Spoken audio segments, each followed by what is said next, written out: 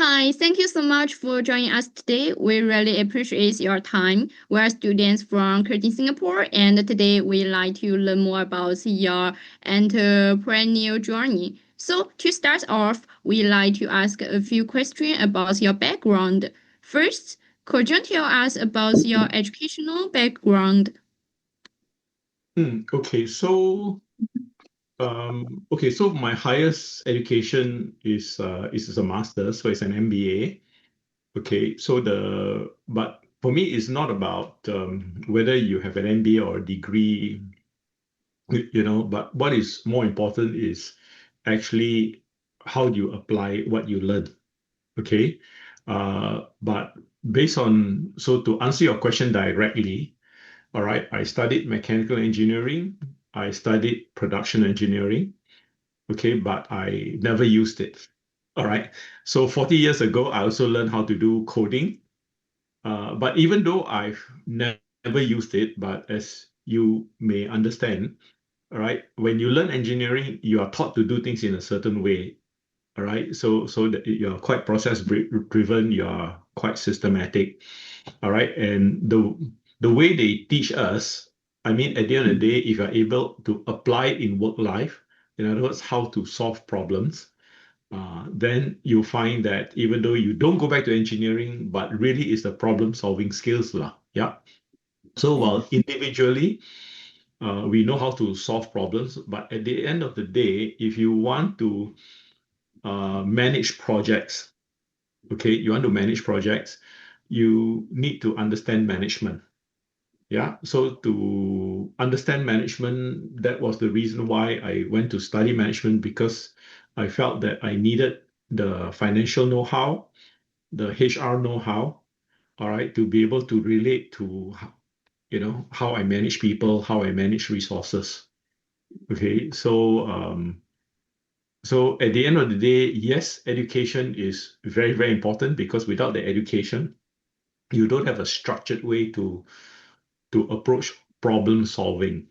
But as I also mentioned earlier, you can have all the skills, you can have all the knowledge, but if you don't have the opportunity to apply, I think, all right, then you cannot relate to theory to practice. So I was very lucky. I was very lucky that in the process of studying, because I belong to a generation where many of us I say work and study at the same time，我们叫做半工半读啦，对吗 Yeah.？Okay, so because I belong to a generation that work and study at the same time, so I was able to apply theory to practice, and that was really made what my so-called education relevant.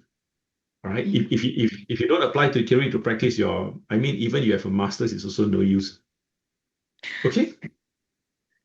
Okay, that's really interesting. Thank you for sharing. And before start your business, what kind of work experience did you have? Okay, so as I mentioned, because I was able to apply theory to practice, right? So in every problem that the company gave me, all right, I was able to approach every problem in a systematic and organized way.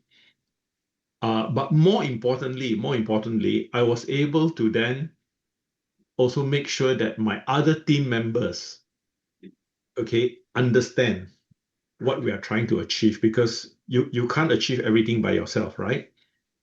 Now, because of the approach that I've taken, all right, in helping people or solving people, uh, the company actually gave me almost all the opportunities when they have a new business they want to start within the company, new initiative, what they want to develop in the company.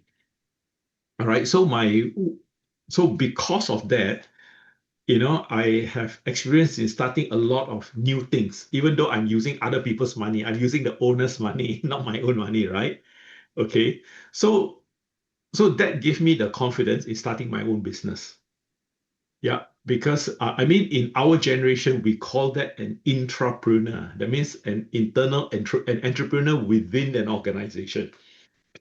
So because I've been performing as an intrapreneur, in my organization for, in fact, if I think back for 35 years, right?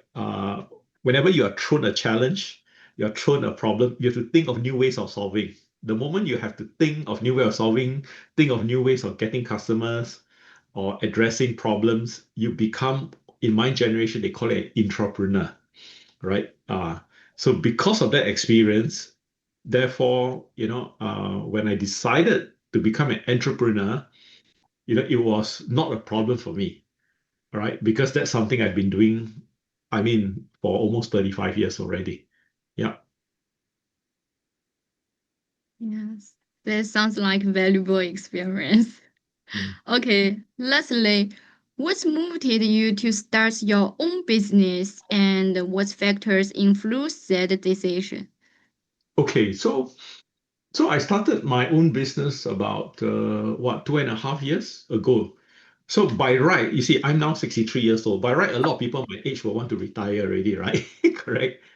Okay, so the question is, why? What's my primary motivation? To be frank, when I left my old organization, I mean, it was unexpected or sudden, but then guess what?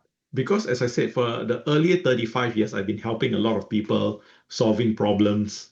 Anybody needs a solution, they will come and find me. So immediately on the next day, people start calling me up. They say, "Hey, Pingy, I have this problem. I need you to help me solve. All right, I got this thing. I need you to help me grow because they know I'm now available. All right. Okay. So my primary motivation is because when friends ask me, my natural tendency is that I like to help them. Okay, since you asked me, I'm more than happy to help you, to solve your problem. But in Singapore, you will find that uh, uh, if you want to help people, you have to basically, there are some things you can help them by just helping them and that's it. But there are some areas where you want to help them, you have to have a proper business because you have to be licensed, right? Like, for example, my travel agency business, I have to be licensed. All right. I have to make sure that the government approve it. I have proper credentials. Because why? In a travel agency business, a lot of people collect money and they just disappear. So the government 在这方面他们管得很严呐。So because I have to be licensed, therefore I have to start a company, right? And that's how actually my company came about. To be honest with you, because people ask for me to help, I say, yeah, no problem, I can help you, no problem. But then I realized that in helping them, I have to talk to hotels, I've got to talk to operators, I've got to employ tour guides. So to do all this, I need to be properly licensed. So that was my motivation. Okay. And yeah, and the other thing is that since many of my experience have come from, I would say, events side, MICE side, travel side, and many of them are also now very much focused on sustainability.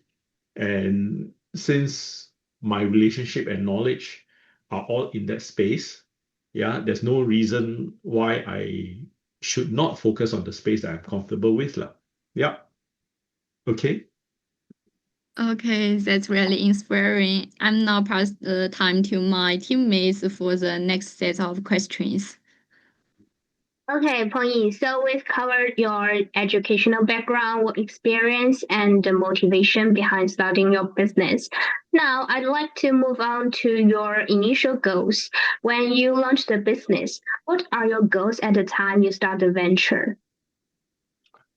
Okay, so the thing that I always tell people, right? I mean, it's not just for people at my age, like even for people at your age who are younger.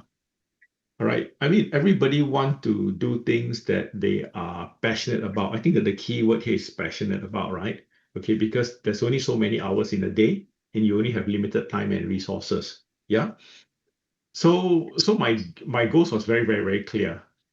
Right. Since people are coming to me for advice, then I'm passionate about mice. So I will just look at mice programs. I'm passionate about corporate incentive. I'm passionate about experiential learning. Okay, so what I wanted to do then is to just focus my time and effort in areas that I'm passionate about. That's it. All right. Yes, there may be other people who will ask me to, hey, Ping, could you help me with this? Then I will then evaluate, how serious they are, whether they have resources to bring it forward. If they don't have resources to bring it forward, then I will not do it. Okay. Because you want to work with partners who are also as committed to a project that they want to do as you are. All right. Okay. So my goals, I would say, are pretty focused in the core area that I like to do. Yeah. Yes, it's great to hear about your clear and purpose-driven goals. To build such a business, you must have strong support. Besides financial resource, what sort of resource and network did you have when you started the venture? Okay. So your question is beside financial resource, right? Yes. So I would say the first thing is you okay, first you need to have the industry experience. All right. Okay, because without the industry experience, nobody will come and talk to you. Right. When they want to talk to you, obviously they need something from you, and they probably will know that whether you can deliver or not. That's one. Now, as I mentioned earlier, um, really in today's world is all about collaboration, right? Because now to be able to collaborate, you need to know who should you collaborate with. Like for example, you do marketing. Okay, are there media partners you can collaborate with? You want to do outreach, are there event partners you can collaborate with? Yeah, okay. So like one of my important Chinese client in China, the first question she will ask me, 便宜有没有资源? Okay, that's the first question. 有没有这个资源? 如果你有这个资源, if you have this resource, then it's easy for us to work. Because once they know that I have these resources, I'm able to execute and deliver what they want of me. Correct? Okay, so many of these resources really center around, my relationship within the ecosystems, or even if I don't have existing relationship with the ecosystems, how quickly am I able to build up a team and guide a team? All right. So bottom line is really, if you're not looking at financials, your network becomes very important. Yeah. Okay. Next Okay. question. Okay, your experience and network are truly impressive foundation. Every startup involves risk, so I'd like to ask about your attitude toward the risk. What was your risk or orientation when you started the venture? Okay, whether or not I started the venture or not, like even when I was running big events, all right, even when I'm using other people's money, right? When I'm working for people, when I'm using other money, I always tell people, I always tell my managers, when we manage a project, we're actually at a senior level, you're actually managing risk. You're actually managing risk, meaning you look at, for the work that you are involving your whole team in doing, how much revenue can you bring in, correct? Versus what are the expenses you must incur in order to make sure that your team can deliver on a good project. Because if you take in people's money, right, and you don't resource the team appropriately, you don't give the team the right skills and the right tools, you cannot deliver to your customers, correct? And then over time, your brand will fail, your project will fail, and then your team is going to be very unhappy. Your customers will not come back to you anymore. So when you ask, what is our risk orientation, I would say that as long as you approach every project that you take in a very analytical manner, all right, you properly and correctly assess the resources that you need to put in to make sure that you can deliver, okay, as well as the revenue that you need to be paid in order to be able to deliver on the services, then you are okay. Now, the other thing that I also looked at is that not everything you have to pay money, right? So, but if you have got good partners who is prepared to collaborate with you, to work together with you, to share the financial risk, but of course, meaning also sharing the rewards, that's also another way to build a business, lah. Okay. But of course, if you want other people to help you share the risk, then you also have to share the rewards with them. So it all boils down to getting your financials done properly. All right. You need to have a very clear goal. You need to be very clear on your P&L. You need to be very clear on your line by line cost items. All right. And because if you are, and then of course, at the bottom line, you ask yourself, how much revenue should I take in for this project so that I pay my staff fairly? I make sure that if my staff needs this tool, I have the funds to give the staff the tool. If the staff needs to make 3 trips to see the client in order to get it right, make sure that I have the financial resource to fund that. All right. Okay. So the staff don't have to think about, oh, the project failed. Okay, if only I had this or if only I had that. So you shouldn't reach that situation. Correct. So financial planning is really key, all right, in order to manage your risks. Yeah. Okay, thank you so much for sharing. Now I will hand over to my team member for the next part. Hmm.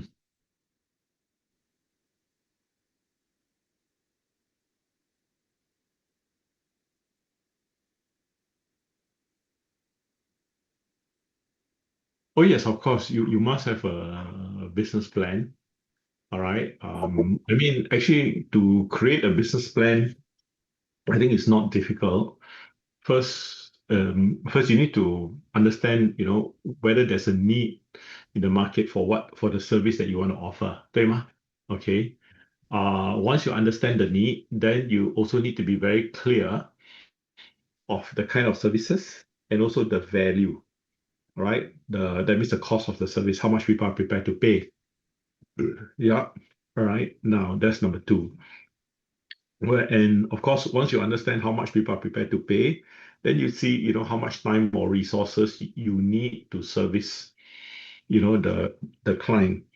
Now, as long as how much people are prepared to pay versus how much you need to service, if you have your plus, then you put your minus, and there's a profit, then you say, okay, fine, maybe this can work. Yeah. But just like many things, you don't have to pay for a lot of services. If you think that you don't have enough cash flow, then you can see whether you can find partners, because sometimes partners need services also, right? Okay, so leveraging on partnerships and network become very important as well. Okay, because why? Because when you talk about partners and networks, these are people that you work with before, you know how they work, they trust you. Okay. Now, then of course, the other thing that you also will have to watch out for in your business plans, okay, is to also make sure that you take into consideration your indirect costs. Because often than not, people look at their direct costs, but they don't realize there's a lot of indirect costs. I give you an example.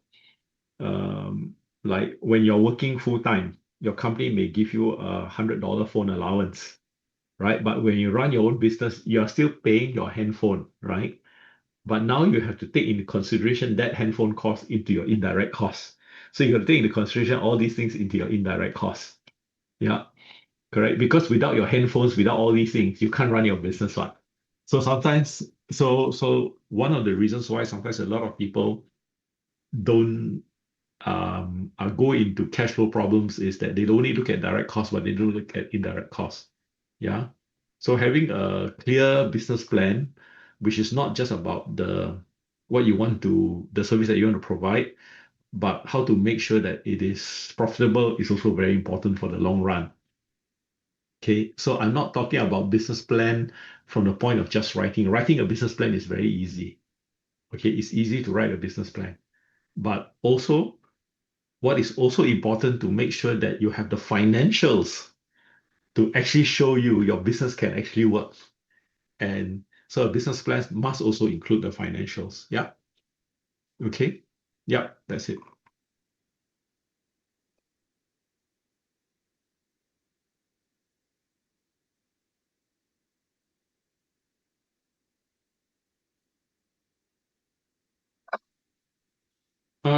Yeah, okay. But obviously, the thing that you need to watch out for is unlike when you're working in a company, in a company 你有很多资源嘛. So sometimes you assign a job, you know, in 2 days' time, you can get the job delivered, right?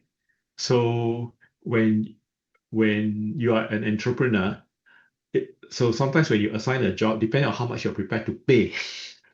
Of course, the more that you're prepared to pay, the faster the work get done. But if you're prepared to pay normal rate, then just like everybody, you have to queue lah. Correct?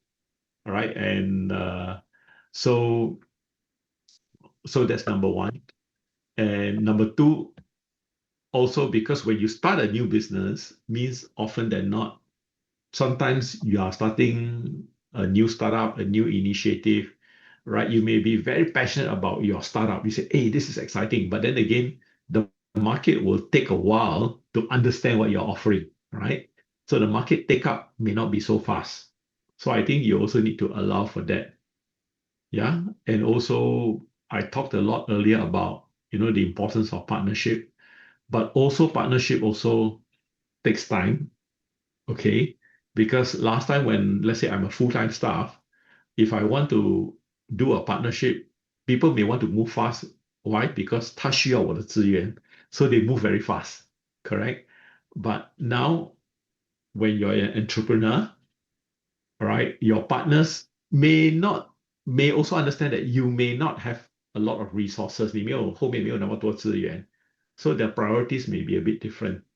So you just need to be aware of that, lah. Okay. And of course, in my case, in my business, like some of the students will know, I also have many businesses.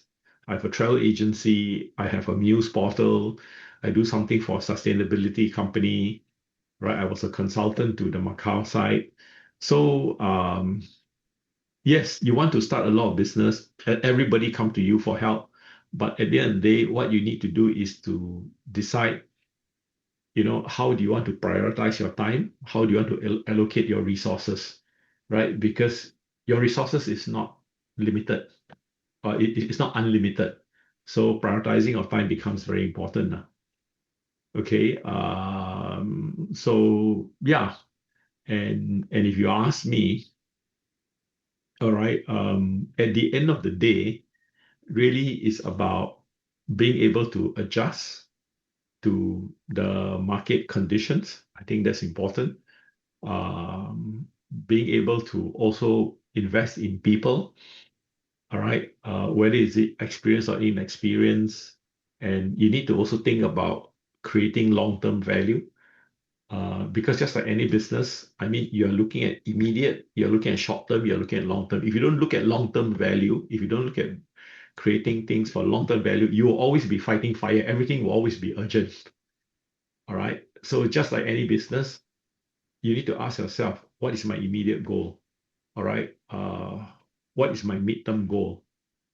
What is my long-term goal? So you got to invest a bit of time in each. Okay. Yes, I know some people say my business is all about fighting fire. Every day I'm fighting fire. Okay, some business might be that if everybody's prepared to pay you good money just to fight fire. All right. Okay, but not all business. But then again, how long can you last if you are fighting fire every day lah? 对吗? Okay, next question.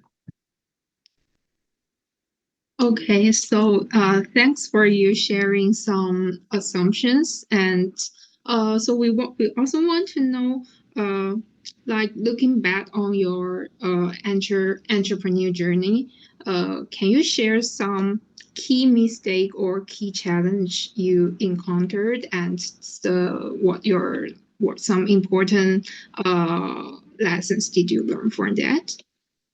Yeah, okay. I think as I mentioned in my earlier answers, okay, mistakes are quite, I would say, one, I underestimate how long it takes to build a partnership. All right, because you may be ready, but your potential partner may not be ready. Right. So often than not, when we all sit down and say, hey, this is exciting, let's do it together. Not everybody's exciting to say, hey, let's do it, right? But the moment you sit down and do, then you find that your partners may say, oh, I got other priorities. I want to spend more time with children or whatever. So basically, so everybody's motivation is different. All right. So you just need to be aware of that. And in my case, as I mentioned earlier, so when I came out, I didn't expect so many people to call me and say, hey, Ping, I need your help with this, I need your help with that. And when you first came out, you think, oh, I've got a lot of time to help. Okay, no problem, I help, all right. But then it all start accumulating, right? So now my priority is to basically try to, manage that and prioritize, yeah, who I want to help. I think that's important. And then, of course, the other mistake is, as I mentioned, that the market is ready for our product, right? Yeah, so, but then again, if I don't go to market, I won't know, right? So it's a question of when you develop something, you still have to go to market. And if things don't pan out the way that you want it to be, then you just need to review, adjust, moderate your speed, and basically find out what needs to be done to get the market ready, lah, right? Because just like every entrepreneur, you say, I want to do it fast, I want to do it early. But then again, the market has to want to follow you. Okay. So the lessons learned, I would say, as I mentioned earlier, focus is important. Continuous learning is important because you still have to always get feedback. And then after you get the feedback, how do you adapt, right? And of course, for us right now is how do we scale up our team? It's important to scale up your team because if you don't scale up your team, you cannot grow because every day, as I say, you'll be fighting fire, right? So scaling up is important and how to build a team. Um, yeah. And what's your next question? Any questions? Yeah, and like what your if we also want to know what would you consider your like some greatest moment because we talked Uh, about challenge before. okay. I mean, the greatest moment is always, I think, for everybody, is that whatever that you set to achieve, you've achieved it. I think for everybody it's the same, right? Isn't it? I think I always believe in what I call small goals, right? Milestones, right? Okay, so as long as you have, yes, you have your big goals, but you have milestones. So every time if you achieve a milestone, you achieve a milestone. I mean, it is always a win, isn't it? It's, it is always a win. All right. So as long as you take the small wins, I think you're fine, right? And then it will and then it will accumulate to your ultimate goal. I mean, worst moments is really about, I won't call it worst moments. I basically say, I don't know, because for me, I'm basically a person who is very, very resilient, right? Because as I said, I've many years experience in building new business. I've many years experience where projects other people have failed, even the managing director failed the project, he passed it to me, right? And then I just make it work. So for me, I see myself as somebody who is pretty resilient. All right. So yeah, when something don't pan out the way I want it to pan out, right? And as long as you know that you've done what is necessary, right? You just accept the lesson. Yeah, it may not be a good lesson. You accept the lesson, you learn from it, and you move on. Yeah. So yeah, you can say those are worst moments, but for me, I mean those are learning experiences, right? You just need to be resilient about it. If you are not resilient, seriously, no point starting a business, right? Okay, because if you want to start business, that means you're always trying. That means you're doing things that people have not tried before, correct? So you just need to be prepared for failures, lah. Yeah. Okay. Okay. Okay, so thank you for sharing those valuable experience, like reflecting your past journey. And the last question, we want to know what are your plans for the future of your venture? Okay, so like what I mentioned earlier, really is all about purposeful growth and strategic because you need to be very focused. So you need to know what are you spending your time on. What do you want to see growing? Right now, because I'm a travel agency, there's no escaping trying to expand into the digital travel platform, all right? Because everybody is buying their products online digitally. So that's something that I'm looking into. I've also mentoring students, work with some of my clients to develop sustainability programs. So that's something I'm looking at. Mentorship is something that I have been doing, as I say, for more than 40 years. So I see myself continuing doing that. So that's not an issue. There are people who have asked me to advise them on certain developments. I mean, I see myself continuing doing that. But of course, the question for us always, everybody wants free advice. Yes, there are people who also pay me for advice, which is nice. All right. But my concern really here is then how to balance it, lah. All right. How to balance my free advice, all right, that can lead to something, but at the same time, it's not just meaningful to me from a dollars and cents point of view, but also making sure that it helps the client grow, lah. All right. And one of the reasons why I've also developed my own media platform is because it allows us to establish partnerships and collaboration with partners around the world. So, but that would mean that we also have to invest in the building of that platform. And, developing a media platform is something we have to look long term. Yeah. So basically, these are the things that's keeping me busy these days. Yeah. Okay. Questions anymore? Thank you so much for your time today. We are really enjoying learning about your journey and experience. It's been very inspiring for us. Thank you again, and we wish you all best in the future. OK， Okay. 捡到一 Thank 题。 you very much. Okay，谢谢你们吧。OK。Thank you. Thank OK you. OK Okay, OK， thank 拜 you.